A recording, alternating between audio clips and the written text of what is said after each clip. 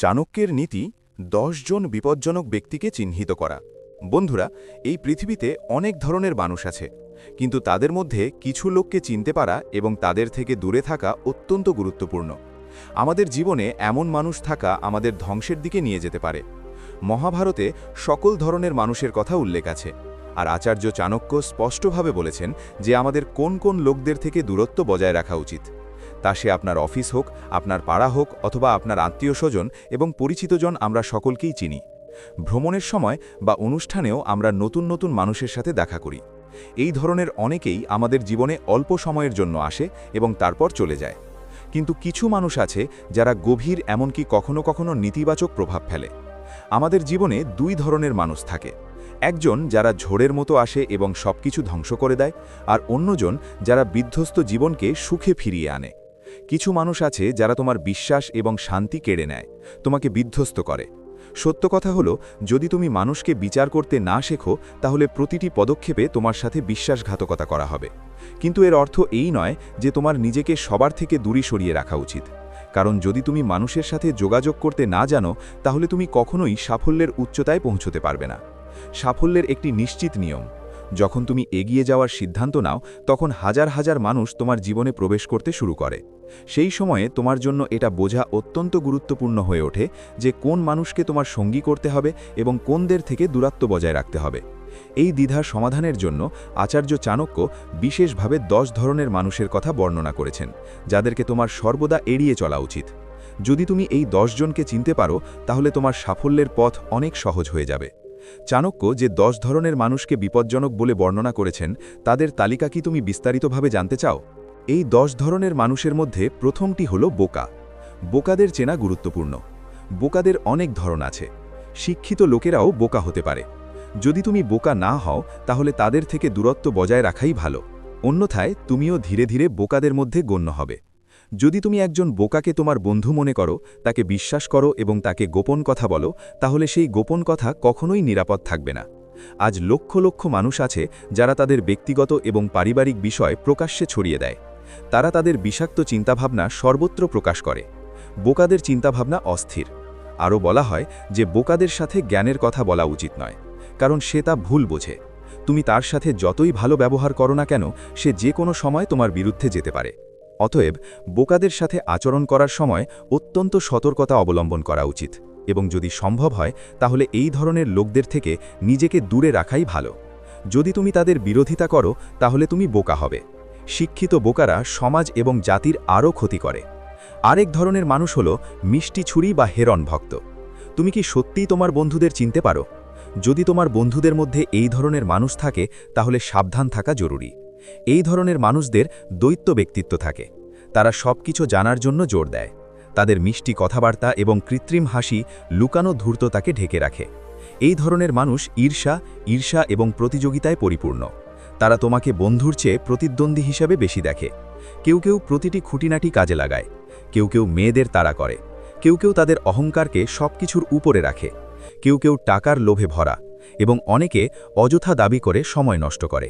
যদিও এই ধরনের মানুষদের থেকে দূরে থাকাই ভালো, মিষ্টি ছুরি এবং হেরন ভক্তের মতো মানুষদের সম্পর্কে বিশেষ সতর্কতা অবলম্বন করা উচিত। অনেক মেয়েই এই ধরনের প্রতারণামূলক আচরণের শিকার হয়। এই ধরনের মানুষ প্রথমে অন্য ব্যক্তির পছন্দ বুঝতে পারে এবং তারপর সেই অনুযায়ী মিষ্টি কথার জাল বোনে। সর্বদা হাসি খুশি এবং ইতিবাচক দেখাতে তারা বন্ধুত্বের আস্থা অর্জন করে। এটাই তাদের পথ। ধীরে ধীরে এই লোকেরা সন্দেহ জাগানো না দিয়েই আপনার জীবনে প্রবেশ করে এবং আপনার ভালোর সুযোগ নিতে শুরু করে। যখন তুমি সত্যটা বুঝতে পারবে, তখন তারা ইতিমধ্যেই তাদের লক্ষ্য অর্জন করে এগিয়ে যাবে। তাদের গোপন উদ্দেশ্যও থাকতে পারে। মিষ্টি চিন্তাভাবনায় আচ্ছন্ন তাদের আচরণ কখনো কখনো তোমাকে তোমার পরিবারের বিরুদ্ধে উত্তেজিত করতে পারে। অথবা এটাও সম্ভব যে তারা কিছু লাভ বা বিয়ের জন্য তোমার কাছাকাছি এসেছে। তৃতীয় ধরনের মানুষ হল অহংকারী বা গর্বিত ব্যক্তি। তুমি অনেক লোককে খুঁজে পাবে যাদের কোনো বিশেষ ক্ষমতা নেই, তবুও তারা অহংকারী হওয়ার ভান করে এবং অন্যদের ওপর আধিপত্য বিস্তার করার চেষ্টা করে। এদিকে কিছু মানুষ উচ্চ পদ, অর্থ এবং সম্মান অর্জনের পরে অহংকারী হয়ে ওঠে। উভয় ধরনের অহংকারী লোকদের থেকে দূরে থাকাই তোমার মঙ্গল। অন্যথায় তারা ধীরে ধীরে আপনাকে হীনমন্য বোধ করাবে এবং সুযোগ পেলে আপনাকে ছোট করার চেষ্টা করবে। এটা ঠিক যে সবারই একটু অহংকার থাকে, কিন্তু যখন তার সীমা ছাড়িয়ে যায় তখন এমন ব্যক্তি আর বন্ধুত্বের যোগ্য থাকে না। যদি কোনো বন্ধু সর্বদা প্রথমে কথা বলতে চায় এবং আপনার মতামতকে বাধা দেয় কারণ এটি তার সাথে মেলে না, তাহলে বুঝতে হবে যে আপনি একজন অহংকারী ব্যক্তির সাথে কথা বলছেন। এই ধরনের লোকেরা তাদের অহংকার বজায় রাখার জন্য ঘন্টার পর ঘন্টা তর্ক করতে পারে। তাদের আপনার মতামতের পরোয়া নেই। তাদের দৃষ্টিতে তারা সঠিক ব্যক্তি, পরিস্থিতি যাই হোক না কেন। তাদের কখনো তাদের ভুল স্বীকার করার সাহস থাকে না।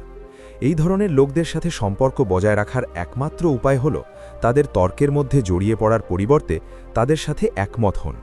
এটি অপ্রয়োজনীয় উত্তেজনা এবং দ্বন্দ্ব এড়াতে পারে। চতুর্থত, ঈর্ষান্বিত ব্যক্তি। এই ধরনের লোকদের প্রায়ই আমাদের চারপাশে দেখা যায়। যে ব্যক্তি আপনার সুখ, আপনার অগ্রগতি এবং আপনার সম্মানের প্রতি ঈর্ষান্বিত হয়, সে যে কোনো সময় তাদের অভ্যন্তরীণ ঈর্ষাকে ঘৃণা এবং শত্রুতায় পরিণত করতে পারে। এই ধরনের ব্যক্তি প্রতিটি পরিস্থিতিতে আপনাকে খারাপ ভাববে। এমনকি প্রতিযোগিতামূলক লোকেরাও ধীরে ধীরে ঈর্ষান্বিত হয়ে ওঠে। যদি তুমি সময় মতো এই ধরনের ব্যক্তিদের থেকে নিজেকে দূরে না রাখো, তাহলে তুমিও অজান্তেই ঈর্ষার জলাভূমিতে আটকা পড়তে পারো। এর ফলে তুমি তোমার লক্ষ্য থেকে বিচ্যুত হবে এবং মূল্যবান সময় এবং শক্তি নষ্ট করবে।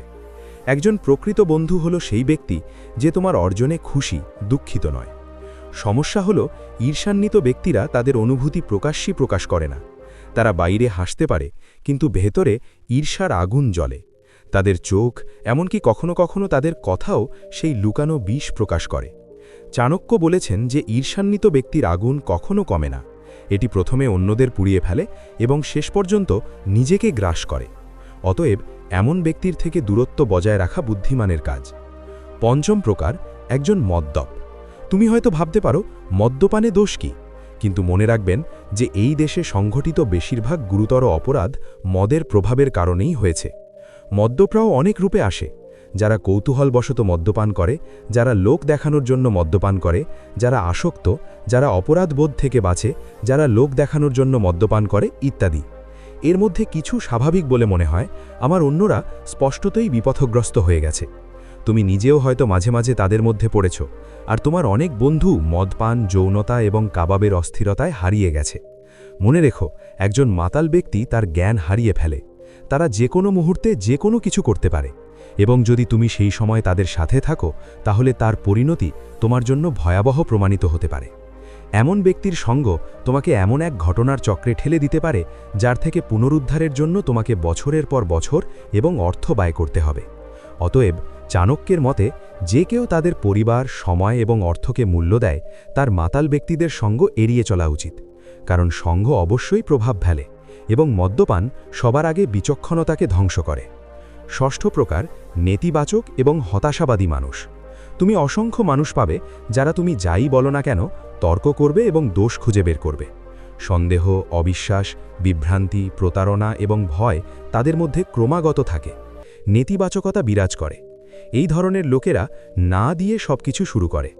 এটা সম্ভব নয়, সেখানে যাওয়ার কোনো মানে হয় না, এতে সফলতা আসবে না, এটা করলে ক্ষতি হবে। এই ধরনের হতাশাজনক বক্তব্য তাদের কাছে সাধারণ। নেতিবাচক মানুষের আশেপাশে থাকা ধীরে ধীরে একঘেয়েমি, হতাশা এবং মানসিক চাপের দিকে পরিচালিত করে। আত্মবিশ্বাস কমে যেতে শুরু করে এবং ব্যক্তি নিজেকে ব্যর্থ ভাবতে শুরু করে। চাণক্যও একমত, হতাশাবাদী মানুষের মন ঘূর্ণির মতো, কাছে আসা যে কোনো ব্যক্তির কাছেই টানে। এই ধরনের মানুষ শক্তি শোষণ করে, যেন এক অদৃশ্য শক্তি। ইতিবাচক থাকার চেষ্টা করলেও তাদের নেতিবাচকতা মনকে প্রভাবিত করে এবং উদ্বেগ, ভয় এবং নিরাপত্তাহীনতা তৈরি করে।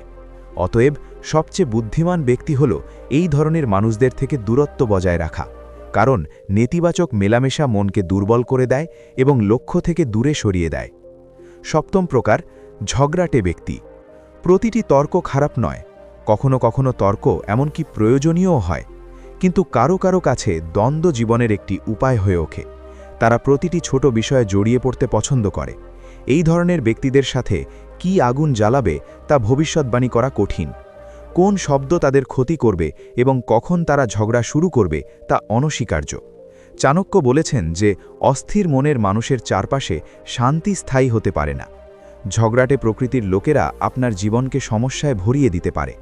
তাদের আচরণ ক্রমাগত আঘাতমূলক শব্দের মাধ্যমে নিজেকে প্রকাশ করে, কখনো কটূক্তি, কখনো ব্যঙ্গ, কখনো অভিযোগ।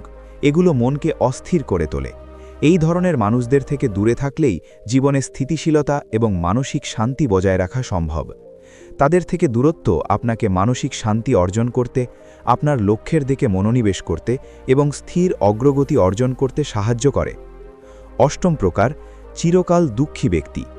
অনেক মানুষ আছেন যারা কোনো আপাত কারণ ছাড়াই ক্রমাগত দুঃখী থাকেন।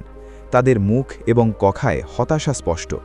এই ধরনের মানুষদের থেকে দূরত্ব বজায় রাখা বুদ্ধিমানের কাজ। চাণক্য বলতেন যে কিছু মানুষ ঈশ্বরের এত আশীর্বাদ সত্ত্বেও কাঁদতে এবং বিলাপ করতে থাকে। তারা ক্রমাগত তাদের ব্যথা প্রকাশ করে। এই ধরনের মানুষের সঙ্গ মনের উপর নেতিবাচক প্রভাব ফেলে। দুঃখী মানুষের সাথে সময় কাটানো ধীরে ধীরে একজন স্বাভাবিকভাবেই সুখী ব্যক্তিকেও দুঃখী করে তুলতে পারে। যখন দুঃখের কথা ক্রমাগত আলোচনা হয়, প্রতিটি বিষয়েই দুঃখ পাওয়া যায় এবং হতাশা আলোচনার কেন্দ্রবিন্দুতে পরিণত হয়, তখন এই চিন্তাভাবনা আপনার মধ্যেও প্রবেশ করে। চাণক্যের দৃষ্টিতে হাসি, কান্না, সুখ এবং দুঃখ মনের মধ্যে ছড়িয়ে পড়া সংক্রমণের মতো। যারা ক্রমাগত দুঃখে বাস করে তাদের সঙ্গ ভয় এবং উদ্বেগের জন্ম দেয়। অতএব যদি আপনি একটি সুখী এবং শান্তিপূর্ণ জীবন চান, তাহলে এই ধরনের লোকদের থেকে দূরে থাকুন। একজন ব্যক্তির স্বভাব তাদের লিঙ্গ দ্বারা নির্ধারিত নয়। চাণক্যের সময় সমাজ ভিন্ন ছিল, তাই তার কথাগুলি সেই সময়ের প্রেক্ষাপটে তৈরি করা হয়েছিল। আজ পুরুষ এবং মহিলা উভয়েরই ভালো বা খারাপ মেজাজ থাকতে পারে। অতএব আপনার লেখার অর্থ পরিবর্তন না করে, কিন্তু পার্থক্যটি সরিয়ে না দিয়ে এবং চাণক্যের মতো সতর্কীকরণের মনোভাব নিয়ে আমি স্পষ্টভাবে বলবো, নবম প্রকার হল দুষ্ট বা প্রতারক ব্যক্তি। এই ধরনের মানুষ প্রতিটি সমাজে পাওয়া যায়, তারা পুরুষ হোক বা মহিলা। প্রতারক, অনৈতিক বা খারাপ মেজাজের ব্যক্তিদের থেকে দূরত্ব বজায় রাখা উপকারী। অন্যথায় সম্মান, সম্পদ এবং মূল্যবান সময় ঝুঁকির মধ্যে রয়েছে। চাণক্য বিশ্বাস করতেন যে যদি মহৎ ব্যক্তিরা প্রতারক ব্যক্তিদের সংস্পর্শে আসে, তবে তারা শেষ পর্যন্ত অপমান এবং কষ্ট ভোগ করে। এই ধরনের লোকেরা প্রথমে মিষ্টি কথা দিয়ে বিশ্বাস অর্জন করে এবং তারপর তাদের নিজস্ব স্বার্থপর লক্ষ্য অর্জন করে। এই ধরনের ব্যক্তিদের আগে থেকেই শনাক্ত করা এবং তাদের থেকে দূরত্ব বজায় রাখা বুদ্ধিমানের কাজ, যাতে আপনার জীবন, সুনাম এবং শ্রম রক্ষা করা যায়। দশম প্রকার, ক্ষমতার খুব কাছাকাছি থাকা মানুষ। প্রাচীনকালে রাজার কাছাকাছি থাকা ঝুঁকিপূর্ণ বলে বিবেচিত হতো। বলা হতো যে রাজার থেকে নিরাপদ দূরত্ব বজায় রাখাই সবচেয়ে নিরাপদ, কারণ কেউ জানত না যে কখন তাদের উপর শাস্তি আসবে। এমন সময় ছিল যখন লোকেরা তাদের পুরো জীবন তাদের নিজস্ব কাজের পরিবর্তে রাজার কাজে নিবেদিত করত। রাজতন্ত্র আর না থাকলেও শাসন ব্যবস্থা এখনও বিদ্যমান। রাজাদের ভূমিকা এখন জনগণের দ্বারা নির্বাচিত নেতা, প্রশাসক এবং উচ্চপদস্থ অধিকারিকদের দ্বারা দখল করা হয়েছে। আপনি যদি তাদের স্তরে না থাকেন এবং তাদের খুব কাছাকাছি থাকেন, তাহলে আপনাকে সর্বদা সতর্ক থাকতে হবে। এটা সম্ভব যে তাদের সুখ বজায় রাখা বাধ্যতামূলক হয়ে উঠতে পারে এবং সামান্যতম মতবিরোধও বিরক্তির কারণ হতে পারে। সামান্যতম মতবিরোধও আপনাকে সমস্যায় ফেলতে পারে। চাণক্যের চিন্তাভাবনার আলোকে বোঝা যায়, ক্ষমতার কাছাকাছি কিছু মানুষ অন্যদের শ্রম, সময় এবং সম্পদের ওপর নির্ভরশীল হয়ে পড়ে। এটা বিশ্বাস করা হয় যে কখনো কখনো ক্ষমতার অবস্থানের সাথে সম্পর্কিত ব্যবস্থা অন্যদের শ্রম, সময় এবং অর্থের ওপর ভিত্তি করে তৈরি হয়। অতএব ক্ষমতা এবং কর্তৃত্বের কেন্দ্রগুলির সাথে আচরণ করার সময় সতর্কতা এবং সাজসজ্জা বজায় রাখা বুদ্ধিমানের কাজ। দূরত্ব এবং বিচক্ষণতা বজায় রাখুন, যাতে আপনার স্বাধীনতা, সময় এবং মর্যাদা সুরক্ষিত থাকে। বন্ধুরা, এই 10 ধরনের মানুষ যাদের থেকে দূরে থাকার পরামর্শ আচার্য চাণক্য সর্বদা দিতেন। আপনি যদি আপনার ভবিষ্যৎ এবং জীবনে অগ্রগতি সুরক্ষিত করতে চান, তাহলে এই ধরনের লোকদের থেকে সাবধান থাকুন এবং প্রয়োজনে তাদের আপনার সঙ্গ থেকে সরিয়ে দিন। আমরা আশা করি আপনি এই ভিডিওটি তথ্যবহুল বলে মনে করেছেন। যদি আপনি বিষয়টিকে কার্যকর বলে মনে করেন, তাহলে দয়া করে ভিডিওটি লাইক করুন এবং আমাদের চ্যানেলটি সাবস্ক্রাইব করুন, যাতে আপনি এই ধরনের গুরুত্বপূর্ণ তথ্য পেতে পারেন।